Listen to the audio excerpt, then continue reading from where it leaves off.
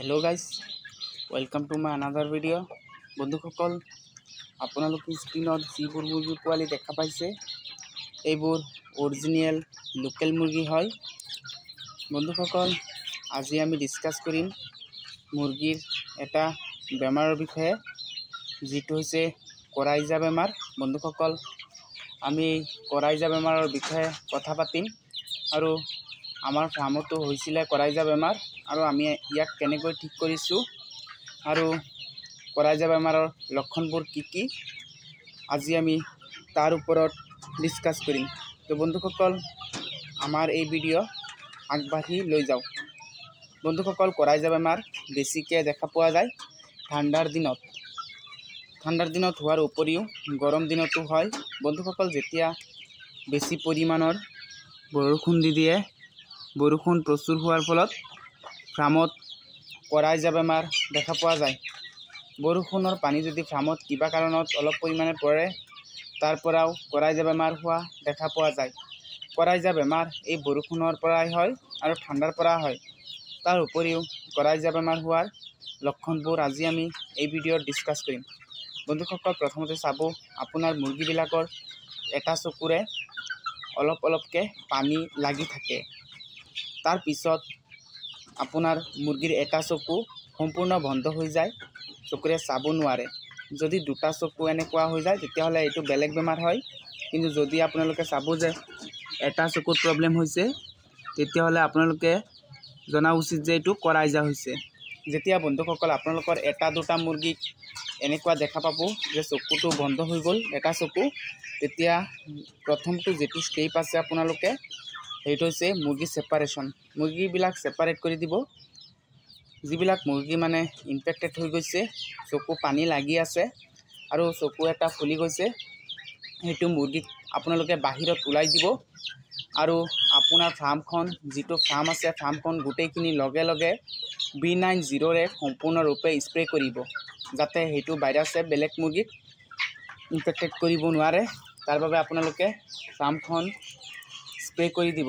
তাৰ পিছত যিটো মুৰ্গীক আপোনালোকৰ বেমাৰ ধৰিছে, এই মুৰ্গীটোক ট্ৰিটমেণ্ট আৰম্ভ কৰিব লাগিব। এই ট্ৰিটমেণ্টটো হৈছে আপোনালোকে মাৰ্কেটত ভেটেৰিনেৰী শ্বপৰ পৰা আপোনালোকে এটা ড্ৰপ পোৱা যায়। C-Flox নামৰ এটা ড্ৰপ আছে। এই ড্ৰপটো আপোনালোকে মুৰ্গীৰ চকুত এক টোপাল কৰি বা এক ড্ৰপ কৰি দি দিব। তাৰ উপৰিও যদি C-Flox নাথাকে, আপোনালোকে হিউমেনত ইউজ হোৱা যিকোনো ড্ৰপ আনিব পাৰে।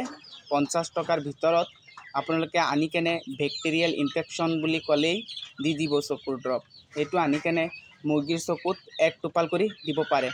আৰু যদি সেইটো নাই, তেতিয়াহ'লে আপোনালোকে নিশ্চয় জানে যে এটা গোলাপ জল আছে, মানুহে চকুত দিয়ে।